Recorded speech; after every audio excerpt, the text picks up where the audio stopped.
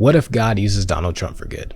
I know he's a criminal and many of the negative things about him, but what if God uses him for good? And you might just say, oh, well, God wouldn't do that or God couldn't do that. But then I just say to you, why couldn't he? Because as we look through the scriptures and through history, God constantly uses ungodly and unrighteous people for his purposes. What if he uses Donald Trump to advance the kingdom of heaven? What if he uses Donald Trump to enforce more biblical principles and policies here in America? What if Donald Trump gets saved if he's not already? What if God uses Donald Trump for good? Why can't we as Christians think from that angle too? Why do we have to go to fear, despair, wrath, unforgiveness, and hopelessness? Why not trust in our God to do something that he regularly does, which is turn something that's potentially bad into something that's good? But regardless, you know what we should do? We should pray for him and believe on God to take something that you think may be bad and turn it into a good thing.